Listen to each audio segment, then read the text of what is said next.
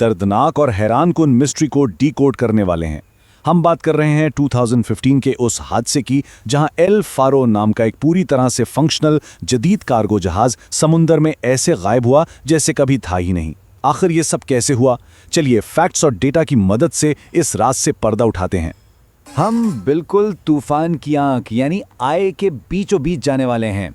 सोचिए जरा, ये अल्फाज कितने खौफनाक हैं। ये कोई मूवी का डायलॉग नहीं था, बल्कि उस जहाज के ब्लैक बॉक्स यानी वॉयज डेटा रिकॉर्डर में रिकॉर्ड की गई आखिरी आवाजों में से एक है। सेकंड मेट डैनियल रैंडोल्फ ने जब ये कहा तो दरअसल ये वो लम्हा था जहां क्रू को पहली दफा ये रियलिटी हिट की कि वो एक जानलेवा खतरे की तरफ सीधा बढ़ रहे हैं।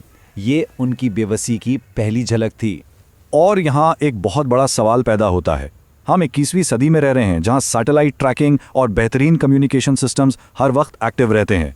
तो फिर एक 790 फुट लंबा लोहे का इतना विशाल जहाज बस अचानक से गायब कैसे हो सकता है? फ्लोरिडा से पोर्टो रिको का ये एक रूटीन सफर था। इस 40 साल पुराने जहाज और उसके 33 अफराद पर मुश्तमिल क्रू के साथ आखिर ऐसा क्या हुआ जो ये उनकी आखिरी मंजिल बन गया? गलती आखिर कहाँ हुई? इस मामले का जवाब समंदर की सतह पर नहीं बल्कि इंतहाई गहराई में छुपा था। 15,000 फुट नीचे, जी हां, इतनी मैसिव गहराई में दरियाफ्त हुआ एल फारू का ब्लैक बॉक्स। इस छोटे से बॉक्स ने अपने अंदर उन आखिरी 26 घंटों की ऑडियो बिल्कुल महफूज रखी हुई थी। और सिर्फ इस ऑडियो की बदौलत हमें ठीक ठीक पता चलता है कि उस खौफनाक रात में हकीकत में हुआ क्या था। तूफान की पहचान, चौकीन का खतरा। 29 सितंबर को जब एल फारो ने अपना सफ़र शुरू किया तो उनके ठीक सामने एक खौफनाक मौसमियाती खतरा पनप रहा था। मेटीरोलॉजी की दुनिया में इस साइंटिफिक फिनोमेनन को रैपिड इंटेंसिफिकेशन कहते हैं। आसान लफ्ज़ों में समझें तो ये एक ऐसा प्रोसेस है जहां एक आहिस्ता चलने वाला तूफान गर्म समंदरी पानी से लगातार एनर्जी खींचता है और बहुत ही तेज़ी से ताकतवर होता चला जाता है। यही वो एग्जैक्ट चीज़ थी जिसने जॉकीन को एक मामूली तूफान से एक अजीम मॉन्स्टर में तब्दील कर दिया था। और टाइम के हिसाब से इसकी रफ्तार सच में हैरानकुन थी। 30 सितंबर की सुबह इस सिर्फ एक आम हरिकेन का दर्जा पाता है और उसी दिन रात तक सोचिए सिर्फ कुछ घंटों में ये कैटेगरी 3 में तब्दील हो जाता है, जहां हवा की रफ्तार 115 माइल्स पर आवर क्रॉस कर चुकी थी। अगली सुबह तक ये 120 माइल्स पर आवर थी। इस रैपिडली बढ़ते तूफान ने जहाज के क्रू के पास बच निकलने या अपना रास्ता बदलने का मार्जिन बिल्कुल ही खत्म कर दिया था। कमांड का जानलेवा सिलसिला, तबाही की टेक्नोलॉजी और नफ्सियात। यहाँ आकर कहानी में सिर्फ मौसम की तबाही का फैक्टर नहीं रहता, बल्कि आउटडेटेड टेक्नोलॉजी और समुद्री कल्चर की नफ्सियात आपस में टकरा जाती हैं। और ये इस हादसे का सबसे बड़ा ट्विस्ट है। एक तरफ ब्रिज पर मौजूद सेट सी सिस्टम रियल टाइम और बिल्कुल ताज़ा तरीन डेटा दे रहा था, जो लाउडली बता रहा था कि तूफान बिल्कुल जहाज़ के रास्ते में है। लेकिन दूसरी तरफ कैप्टन डेविडसन अपने कैबिन में बॉर्न वॉइड सिस्टम यानी BVS की अनईमेल रिपोर्ट्स पर भरोसा कर रहे थे, जो पूरे 6 घंटे पुरानी होती थीं। कैप्टन को लग रहा था कि रास्ता महफूज है, जबकि ब्रिज पर खड़ा क्रू लिटरली तूफान को अपनी तरफ बढ़ते देख रहा था। और इस कंप्लीटली कॉन्फ्लिक्टिंग डेटा की वजह से एक ऐसी बेबसी पैदा हुई जो हम इस दर्दनाक कोर्ट में सुन सकते हैं। क्रू ने बार बार कैप्टन को कॉल की, उनसे गुजारिश की कि रास्ता बदलें और किसी करीबी जजीरे के पास पनाह ले लें, लेकिन कैप्टन ने साफ इनकार कर दिया और जहाज़ को उसी रास्ते पर चलाते रहने का हुक्म दिया। डैनियल रैंडोल्फ का ये जुमला, अपनी सीट बेल्ट्स बांध लो, उस डीप फ्रस्ट्रेशन को दिखाता है जब क्रू को रियलाइज़ हुआ कि अब उन्हें इस क्लियरली गलत हुक्म को मानना ही पड़ेगा। अब आप ज़रूर सोच रहे होंगे कि क्रू ने इनकार क्यों नहीं किया, उन्होंने इफ़ेक्टिवली बगावत क्यों नहीं की।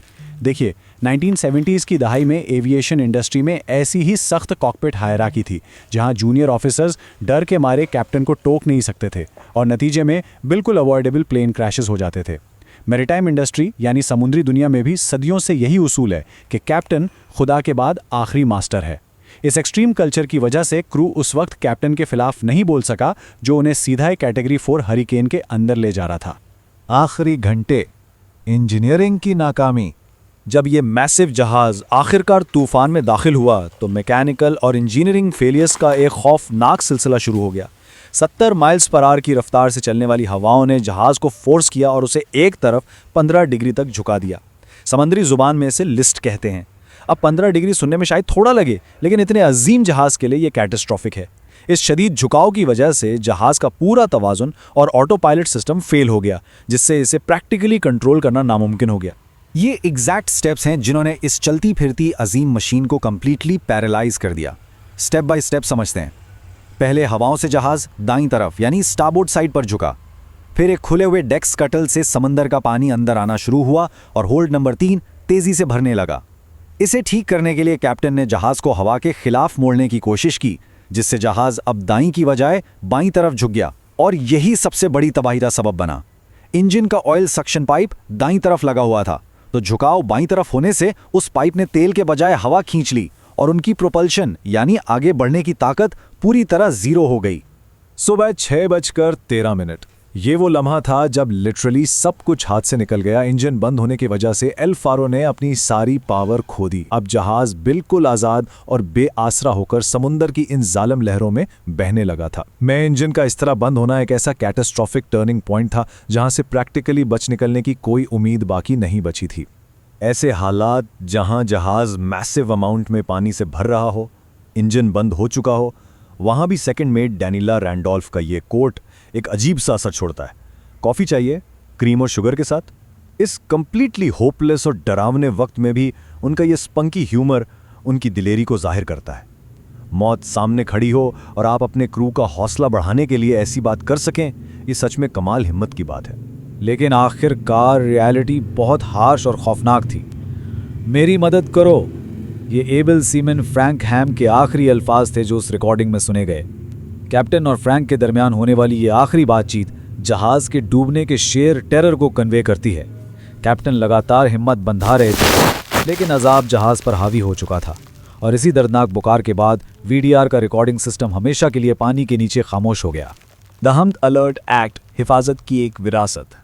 एल फारो का डूबना और उन 33 लोगों का जाना एक ऐसी तबाही थी जिसे कंप्लीटली बचाया जा सकता था, लेकिन इस नुकसान ने एक बहुत ज़रूरी रेगुलेटरी लेगेसी ज़रूर छोड़ी। फ्रैंक हैम की बीवी रोशेल की लगातार कोशिशों के बाद 2018 में the ham alert maritime safety act पास हुआ। ये एक्ट मॉडर्न मरीनर्स को सच में एम्पावर करता है। अब हर जहाज पर एक खुफिया सेफ्टी बटन होता है। अगर क्रू देखता है कि कैप्टन की तरफ से कोई ऐसी ऑर्डर आ रही है जो जानलेवा हो सकती है, तो वो अपनी नौकरी के खोने के डर के बगैर उस बटन से सीधा कोस्ट गार्ड को अलर्ट भेज सकते हैं। ये एक्ट उन सदियों पुरानी स्ट्रिक्ट मैरिटाइम ट्रेडिशंस पर एक बहुत बड़ी जीत है। हमने देखा कि कैसे पुरानी मालूमात और कमांड चेन पर अंधा यकीन इस पूरे जहाज को ले डूबा। हम एक्ट ने ज़रूर एक नया रास्ता खोला है और मॉडर्न मैनर्स को ताकत दी है, लेकिन आज के इस एक्सप्लेनर के आखिर में एक थॉट प्रोवोकिंग सवाल छोड़कर जा रहा हूँ। क्या यह हादसा सच में इंसानी ज़हनियत में ऐसी तब्दीली ला पाएगा जो आने वाले हर जहाज और उसके क्रू को बचा सके? किसी भी बड़े सिस्टम में सदियों पुरानी रवायत और कल्चर को बदलना सच में सबसे मुश्किल काम होता है। सोचना यह है कि क्या रूल्स ऑफ द सी वाकई हमेशा के लिए बदल